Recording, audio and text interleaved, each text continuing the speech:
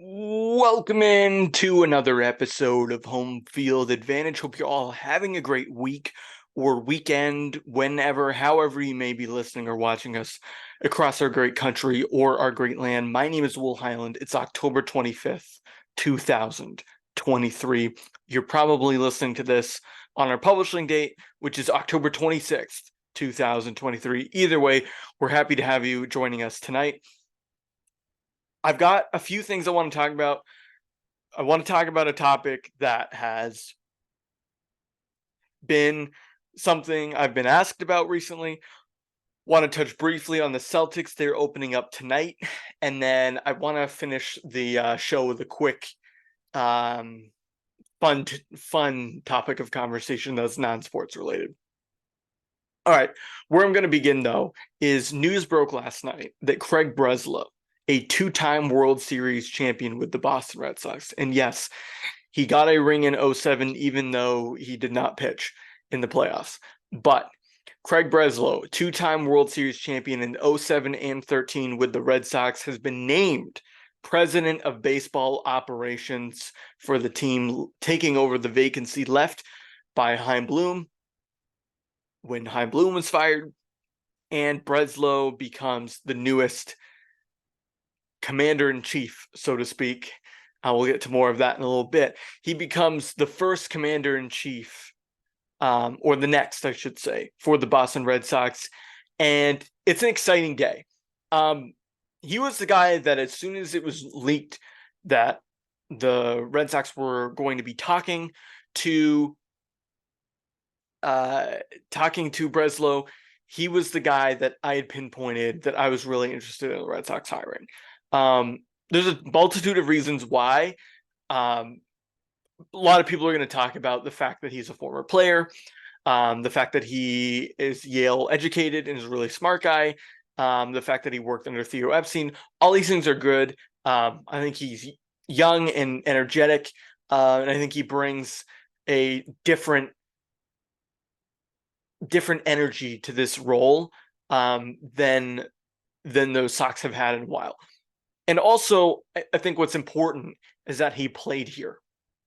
Now, a lot of people will wonder, and I've heard it already, why does there have to be a connection? Does it matter that he played here? Does it matter that he went to Yale? Does it matter that he's from Connecticut? There's good answers and bad answers to that question. To me, it does matter that all of those things are true, and primarily that he played here, that he played for the Red Sox. And the reason being is that the Red Sox, there's three reasons, but the first reason is that the Red Sox have had an identity crisis. They have. For the last 4 years, they've not really had a direction. I've said that many times on this program. They've had no strategy. They've had no philosophy that was consistent with said strategy. They were trying to be a small market team with a big market payroll flexibility. They were trying to be this, that, and the other thing. And unfortunately, Chaim Bloom was the vehicle to a John Henry experiment that was failed from the beginning. That part, I think, is fair. So it's really easy to scapegoat Chaim Bloom, but I think anybody you put in that position was going to have a difficult time executing that strategy because, to be quite honest, there wasn't one. So the Red Sox have been in an identity crisis, and they've been wandering in the wilderness with no rhyme or reason, for a few years now. That is why bringing in somebody who has won here, who has pitched here, I know he wasn't a starting pitcher, he was a reliever, and I know that he played in Oakland and Minnesota and other places, but bringing in a guy that is familiar with Boston, who was here in like the peak of the Red Sox powers in 2007, and then also in sort of that Renaissance 2013 year where they had the Boston Strong thing going on. They had a bunch of great guys on the team. Like, he was a part of that. Craig Breslow was a part of that. He is as much a part of that as anybody else on that roster. If you think about it, he had a 2.45 ERA in 10 appearances in the 2013 postseason. All right. He was electric out of the pen. He was exactly what they needed to set up for Koji.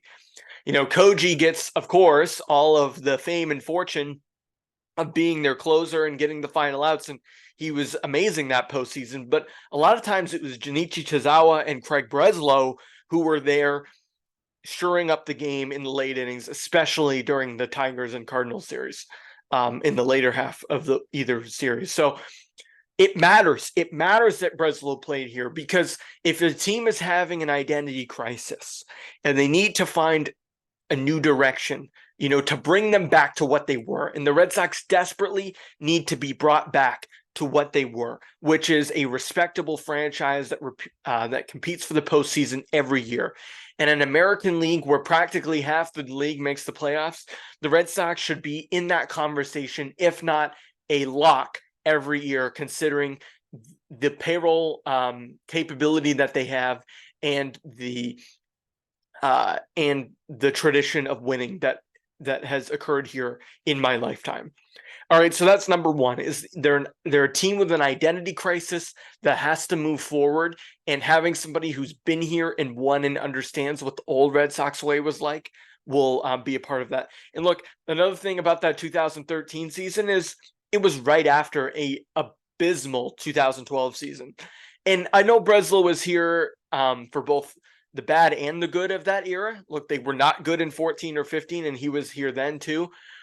But the fact that he was there and understands what this team needs to be back in that position is paramount. The second thing is he learned from Theo Epstein. All right. So not only did he have a Red Sox connection of playing here, he learned the past 4 or 5 seasons in the front office under Theo Epstein at some points. And as soon as Bloom was fired, Epstein was the first name that 1,000 people were talking about. And so to have a guy who's learned from Theo, much like Cherington before him, I think Breslow brings sort of that school of thought to the Red Sox, which is we're going to develop pitching. We're going to develop young players. We're also going to go out and do what we need to do in this moment to win. And the Cubs had their World Series berth in 16, and Breslow wasn't a part of that. He was still pitching. But make no mistake, being in a place like Chicago is a lot like Boston, and learning from a guy like Theo, I think, prepares him for the executive part of being in Boston, right? Like, they worked together for a few years. They definitely had conversations about Boston, right? So that helps even more. And on top of all of this stuff, right, his acumen, the fact that he played, the fact that he's really smart, it's all right there. It's all right there in front of you. And then the last point that I'd make is look at the other teams in town. Cam Neely and Don Sweeney have run the Bruins for the past years and change. As soon as Neely took over as president of the team, they were a Stanley Cup contender and pretty much have been ever since. And Don Sweeney took over a Chiarelli disaster. And while Sweeney hasn't been the best drafter at all times, and I've given him a lot of flack on this show for that, the Bruins have been a perennial contender year in, year out, because those guys know what it takes to win here. They know what the tradition is like here. They're not just somebody who rolled off the street and was thrown into a job that they weren't ready for. I think that matters. And same thing with Danny Ainge, right? Danny Ainge ran the Celtics for all those years. He knows what it's like, right? He played here. He understands. So I would just point to that and say, yes, it matters that he has executive experience. They weren't able to get somebody at the top, right? It had to be somebody who had New England roots, because let's face it, the Sox are known to not stick on to guys if they don't succeed. And so the fact that he had New England roots means that he's familiar enough with the area where he's not too concerned about jumping into a role with something that he doesn't know. He knows the Sox. He's been here. So that matters. It matters that he's smart. It matters that he has played before. And it matters that the other teams, there's a blueprint in Boston. This works. It works. It just works. And who knows? With Craig Breslow, it may not work, but at least hopefully now you have a direction in the franchise where there's actually a strategy. The strategy is get back to being the Boston Red Sox. That's my hope for Craig Breslow. If they don't deliver a World Series win in 5 years, but they're making the ALCS and making the ALDS and winning a few divisions, then it's going to be hard to fire the guy and not give him another chance until they do win that World Series, right? Like, the problem with Bloom is they set him up to do a rebuild, and then they realized they didn't want to do a rebuild, and he was your rebuild guy. The Red Sox just don't have the patience for that, and the fans don't have the patience for that. But I think the fans will understand, because it is so hard to win in baseball, and the Astros and the Braves and the Phillies are sort of anomalies. If the Sox are getting back to the ALCS, but they're not getting over the hump, they'll be okay, because, I mean, just look at the Yankees, right? Like, the Yankees have just as much of a standard as winning as we do, and they've stuck with Brian Cashman all these years despite all those failures, because they know, I mean, other than this year, they were going to the ALCS every year. They were having superstars. They were being competitive.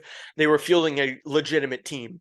The problem is the Red Sox, for a few years now, haven't had a complete roster, and I hope Breslow can deal with that.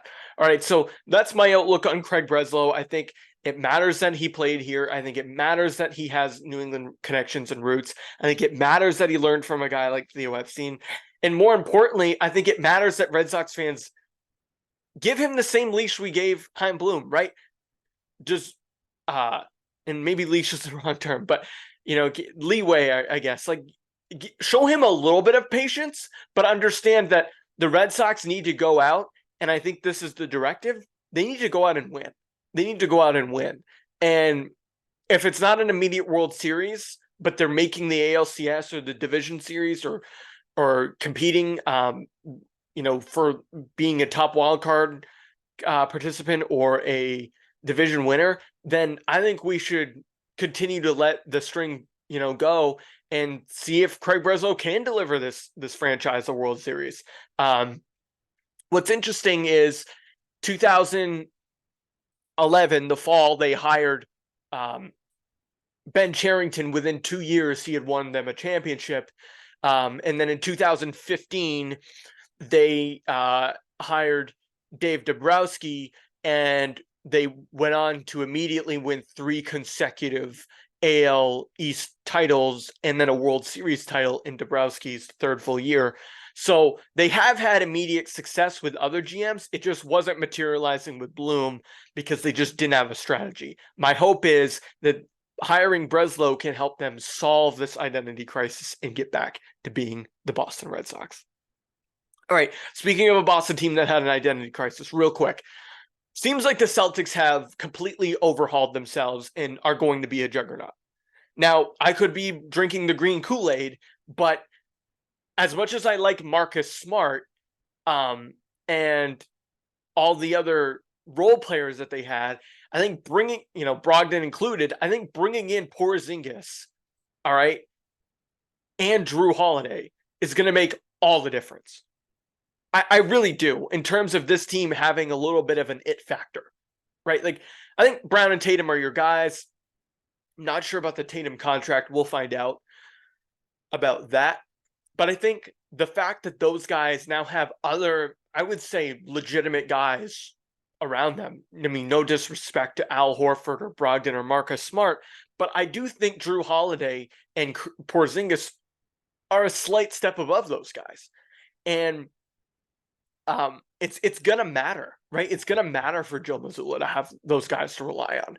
So I think Drew Holiday, as I mentioned when the trade happened, I think he brings a little bit of toughness to this team. A lot of what you saw from Smart. And look, I'm not a huge basketball guy, so I can't tell you all the X's and O's of what he's gonna bring. But just from an intrinsic factor, like I'm reading about the Celtics team. Talk about a team with a lot of expectations to win, right? That's the Celtics. It's going to be finals or bust. It's going to be that way every year that Brown and Tatum are on this roster. And Brad Stevens knows that, and Missoula knows that. And hopefully this year, they can avoid some of the pitfalls that happened a year ago when they were dealing with the Ime Udoka sex scandal and the constant distractions as a result of that, and everything else that went along with some of the drama from last year. I think if they're able to navigate that and assimilate as a team and really play as a team, the sky's the limit for the Boston Celtics.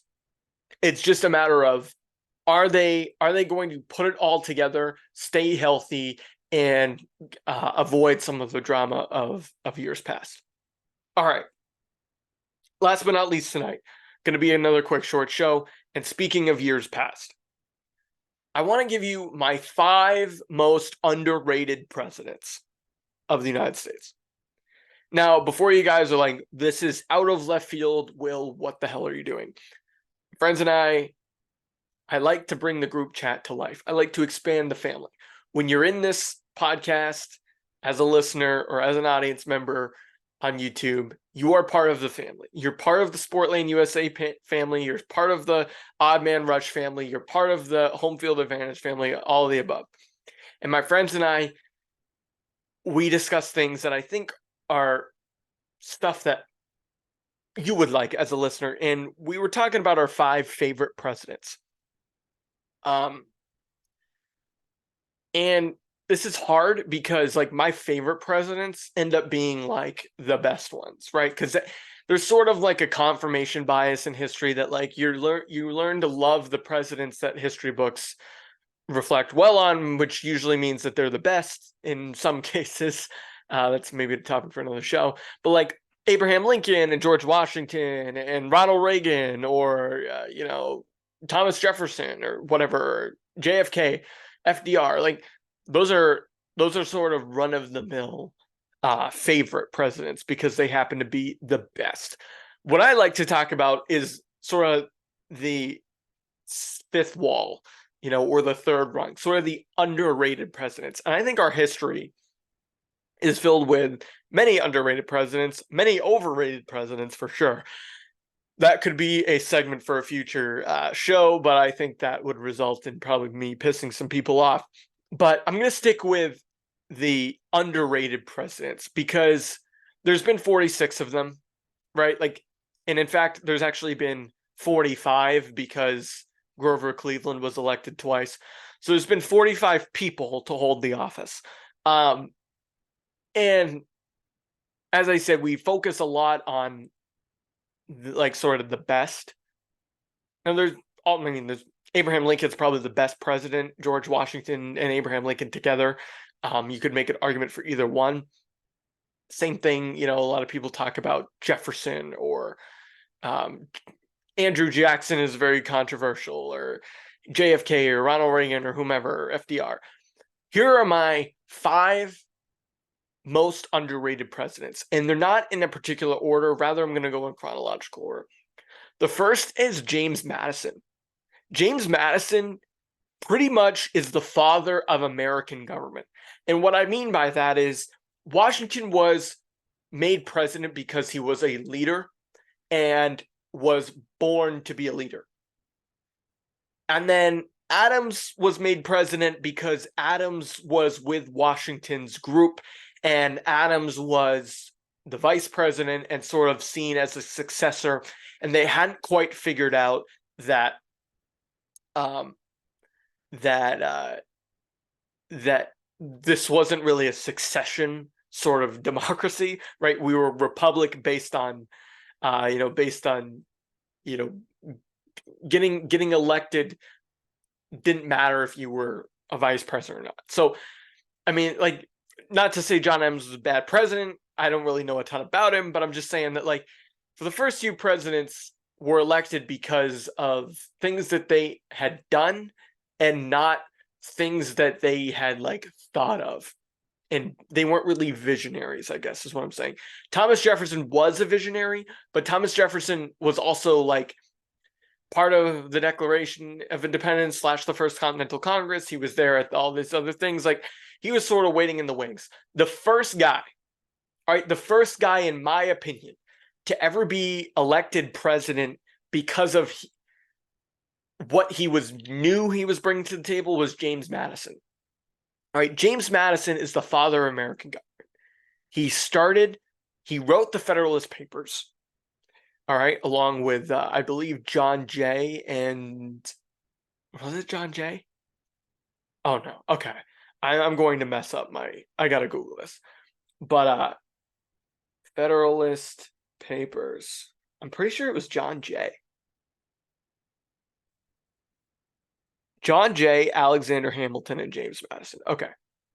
So, taking in what I said about the first few guys being elected president because of who they were, not what they were, is still true. Madison, though, Madison is elected because he's a thinker, because he's a pragmatist, and because he basically has a grip on what is needed to be a commander-in-chief of a new country, right? Like, what I mean by a new country is James Madison wasn't elected really because he was like a charismatic dude or whatever. He was elected because he was smart, he was a tactician, all right? And he understood that a new country needed certain things in order to function. The Federalist Papers clearly lined out the role of government, right? A government built upon layers. A government that was not too strong and not too weak in certain particular areas. That's what Madison came up with. He wanted a government where that no man need be afraid of another. And if that sounds familiar, then go watch National Treasure 2. But in all honesty, that's why he's an underrated president. He came up with things like the Bill of Rights. How many times in government do people mention the Bill of Rights? The First Amendment, the Second Amendment, the Fourth Amendment, the 10th Amendment. The first 10 amendments, that was Madison that came up with that. But for some reason, people talk about him about those two things, but they forget that in his time, he was not as famous as the first three guys. He wasn't. I would argue he's the fourth most famous, and he was the fourth president. But unlike the other three, he was a president that understood a new country, right? Not that the other guys didn't understand what was needed for a new republic, but Madison knew that the future of the country needed certain things to happen from a legal and governmental point of view, and not many people of his era understood that. He was one of them. All right. Second most underrated president. We're going to jump forward about 140 years, 150 years, actually, to U.S. Grant. And the reason why I'm choosing Ulysses S. Grant is because Ulysses S. Grant has a really interesting life. He started out in the Army in the Mexican-American War, and then sort of fell off the face of the earth. Like, he ended up in California. He married somebody who was from the South, and he was obviously away from her because he was serving the Army in California. He got really drunk. He resigned from the Army. He had to swallow his pride and go and work for his father's leather company back in Ohio. U.S. Grant was, in all means, a failure. Then the Civil War happened, and he ascended through the ranks, became a general because of his heroism in Shiloh and Vicksburg, both battles on the Western Front that set up the Union Army for success. And President Lincoln saw this potential and appointed Grant to lead all of the Union armies.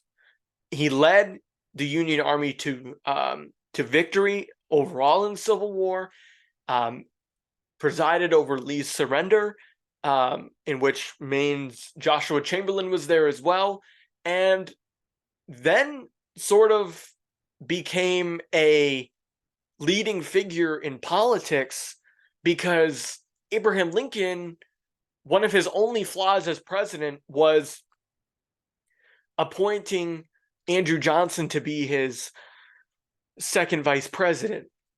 Andrew Johnson was somebody who was from the South.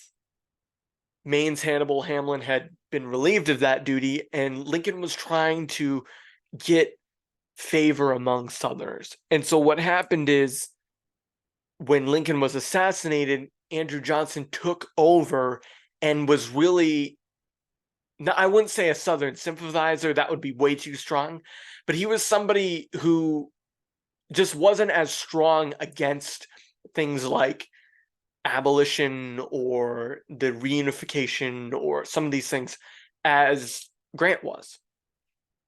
Grant came in and was immediately a favorite to be the Republican nominee in 1868. He wins that election. He achieves several things throughout his presidency. There were some financial scandals that plagued his presidency, but the fact that he helped lead the way for the 15th Amendment, which granted everybody, I believe that was the one that granted everybody the right to vote. He really was beginning on the Reconstruction aspect of it all, and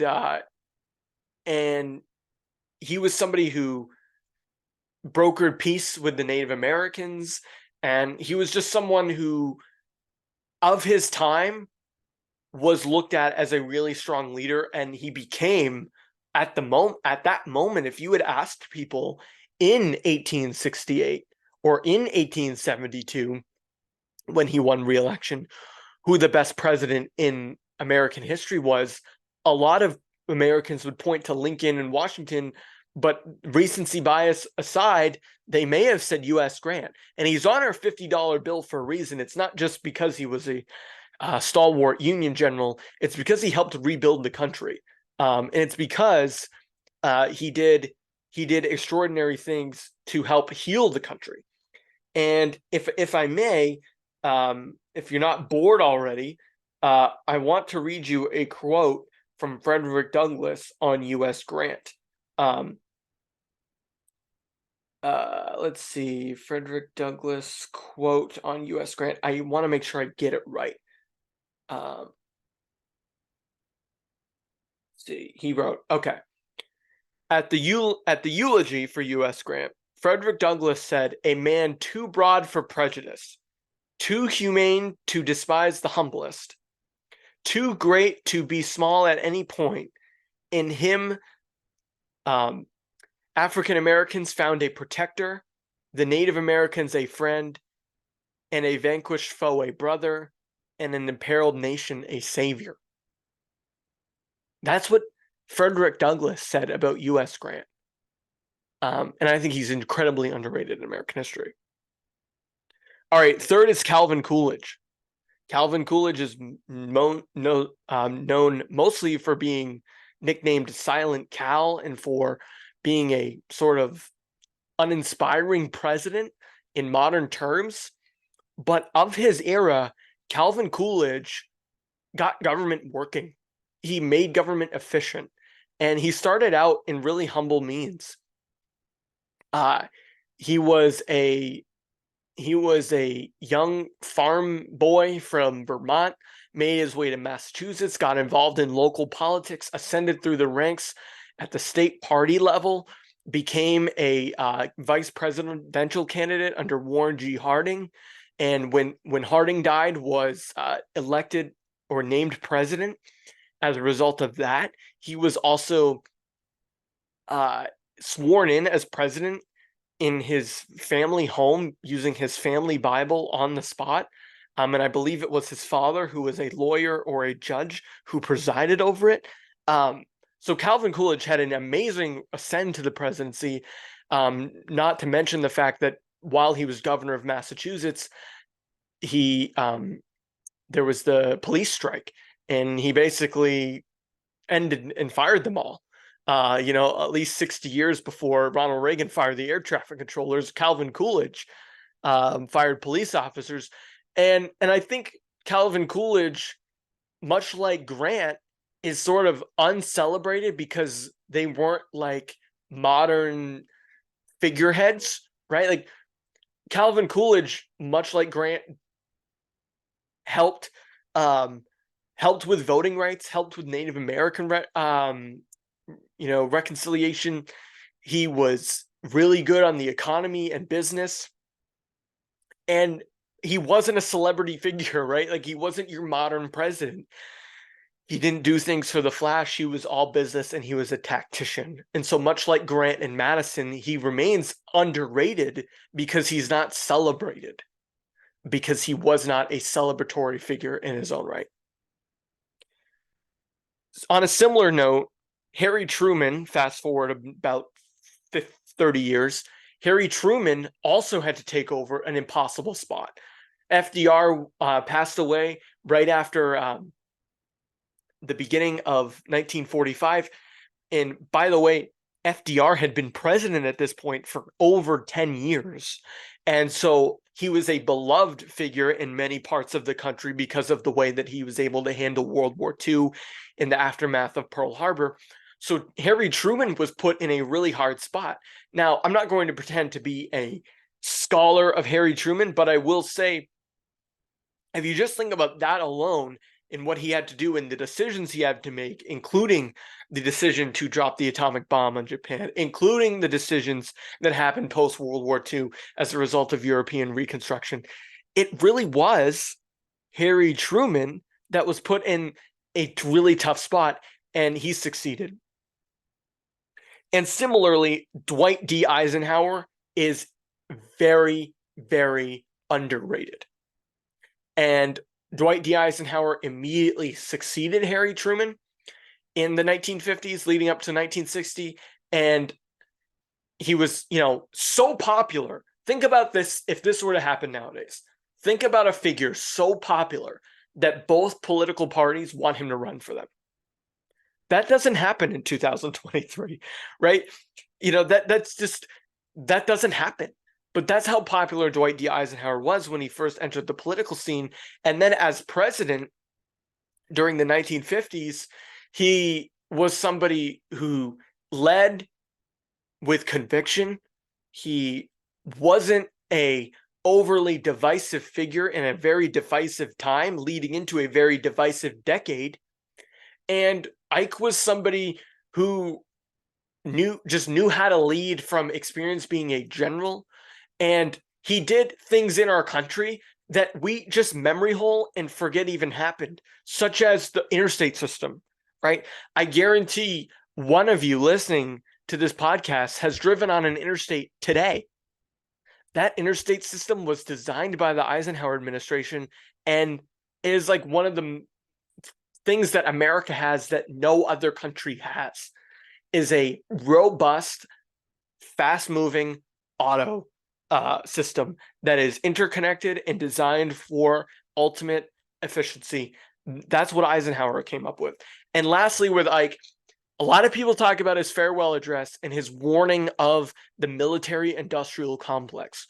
One other thing I'll point out with Dwight Eisenhower is that he also warned of the medical industrial complex. And without getting too political here, you can think about the past few years and what has gone on and some of the concerns that have been raised about big pharma. He warned about the scientific community influencing public policy and being a political arm. And if anything has been the downfall of public discourse the past few years, it has been the blurring of science and politics. And this is something that Dwight Eisenhower warned about, but we didn't heed.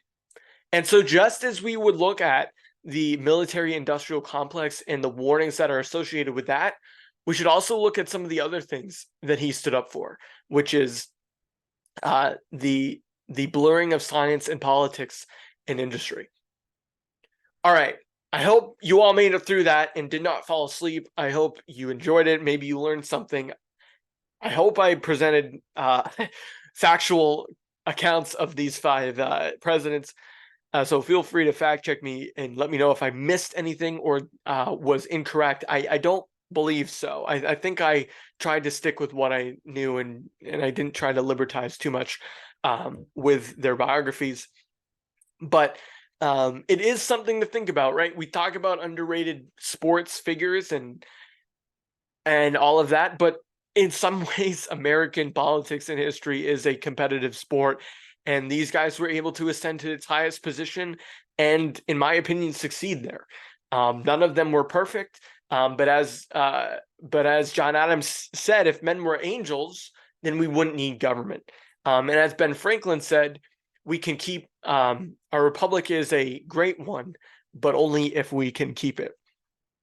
So I hope we can all walk forward with maybe a little bit more knowledge as a result of what these gentlemen brought to the country. And on that note, I hope you guys can walk away from this podcast with a little bit of more sports knowledge as it pertains to the Craig Breslow hiring. Not saying he's going to be as pragmatic as the leader of James Madison, but if he even brings a fraction to the Red Sox of what those guys brought to America, then I think the Boston baseball team will be on a more successful track. All right, that's going to do it for this episode of Home Field Advantage. If you watched us on YouTube and you enjoyed it, please subscribe below and leave a comment if you have an opinion on anything that was shared tonight. Same thing with our podcast feed. You can subscribe wherever you listen to podcasts, including Spotify, Apple, Google, and Stitcher. You can also follow us on social at Home Field Pod. Hope you enjoy the rest of your week, and I hope you enjoy this program. But until next time, my name is Will Highland, and you've been listening to Home Field Advantage.